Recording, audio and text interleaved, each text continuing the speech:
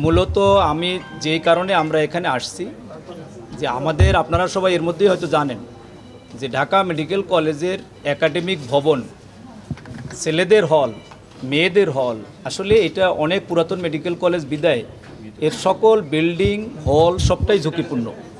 এখানে আসলে বসবাসে এটা খুব কঠিন।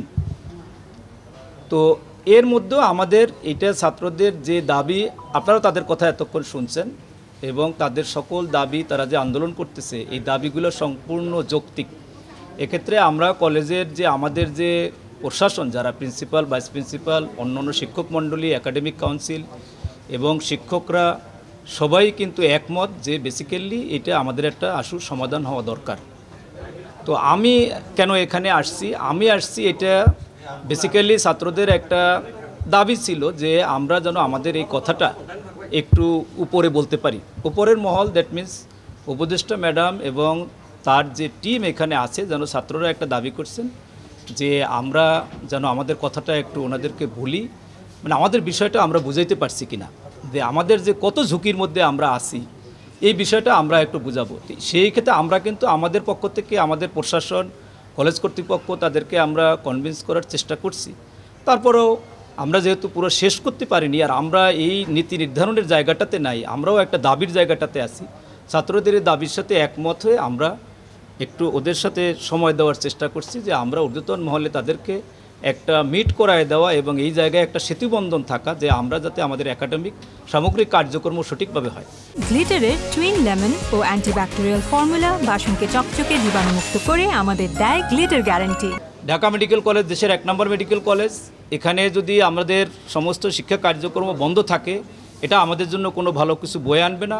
আপনারা জানেন যে আমাদের যে নতুন ব্যাচ আসবে 82, তো এখানে আমরাও তাদেরকে অ্যাকোমোডেট করার মতো আমাদের অবস্থা নাই। তো আমরা আশ্বাস, আমি এই যে আমাদের যে বিশেষ সহকারী ম্যাডামের স্যারের সাথে যে মিটিং, স্টুডেন্টরা এটা ম্যাডাম আমাদেরকে উপদেষ্টা ম্যাডাম বলছেন যে আমি তোমাদেরটা শুনলাম, স্টুডেন্টরাই বেসিক্যালি বিশেষ সহকারী স্যারের সাথে কথা বলছেন। তো আমরাও ছাত্রদের সাথে এই কথাটা বলছি। আমরা মূলত শিক্ষকদের যে পার্ট আমাদেরকে দেখতে পাচ্ছেন, আমি এবং আহাদ, ডাক্তার আহাদ নিউরোসার্জারি, আমরা আসছি এখানে এদের সেতুবন্ধন হিসাবে যে আমাদের যে গ্যাপটা আছে এই গ্যাপটা যেন আমাদের পূরণ হয় এবং আমরা যেন আমাদের স্বাভাবিক কার্যক্রমে ফিরতে পারি। আপনাদের মাধ্যমে আমাদেরও আবেদন যে আমরা ছাত্রদের এই দাবির সাথে আসি, সবাই আমরা আসি, অচিরেই ঢাকা মেডিকেল কলেজ যেন তার ক্লাস শুরু করতে পারে এবং তার যে ইমিডিয়েট বাসস্থানের ব্যবস্থা দরকার, ইমিডিয়েট যে বাসস্থান দরকার সেটা হয়, একাডেমিক ভবন হয় এবং ভবিষ্যতে লং টার্ম যে তার সকল ছাত্রাবাস ভেঙে নতুন ছাত্রাবাস করতে হবে সেটা যেন ধাপে ধাপে হয়।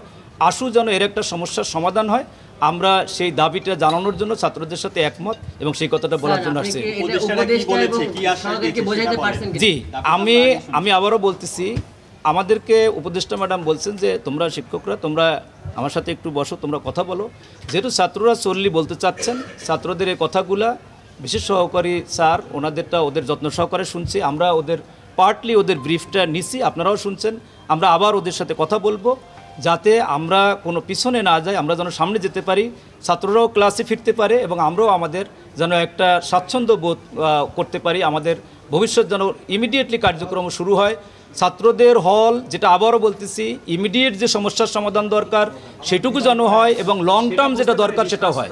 উনি এই কথাগুলো আমাদের যত্ন সহকারে শুনছেন এবং ছাত্ররা যে কথা বলছে সে একই ধরনের আমাদের কথা, যে ওনারা যে আশ্বস্ত দিচ্ছেন যে রাতারাতি এটা তো আর সম্ভব না, একটু সময় ওনারা চাচ্ছেন, যে ইমিডিয়েট যেটা সেটা একটু শর্ট সময় হবে, যেটা লং টার্ম সেটা একটু লং টার্মে হবে। অলরেডি আমরা 2টা হোস্টেলের আশ্বাস পেয়েছি যে অন্য মেডিকেল কলেজে হওয়ার কথা ছিল তাদের দরকার নাই, ঢাকা মেডিকেল কলেজে একটা ছেলেদের একটা মেয়েদের 2টা হোস্টেল হবে, সেটা হয়তো একটু টাইম বিং, কিন্তু এই মুহূর্তে যেহেতু খুব জরুরি কিছু হয়ে পড়ছে যে একাডেমিক ভবন এবং হোস্টেল, এইটা শর্ট টাইম কিভাবে হইতে পারে, আমরা আমাদের পক্ষ থেকে প্রস্তাব করছি যে আমরা কোনো নতুন বাড়ি ভাড়া করতে পারি কিনা, যেহেতু 82কে অ্যাকোমোডেট করার মতো আমাদের অবস্থা নাই। অ্যাজ এ হলের সাইড থেকে আমি বলতেছি, আমরা যেহেতু ওদেরকে সিট বরাদ্দ দিই, 81 যারা স্টিল নাও স্টুডেন্ট তাদের বরাদ্দ দেওয়ার মতো এই ভাঙ্গা হোস্টেল, যেটা একটা ফ্লোর পুরো বাদ দিয়ে আমরা তাদের অ্যাকোমোডেট করার চেষ্টা করতেছি।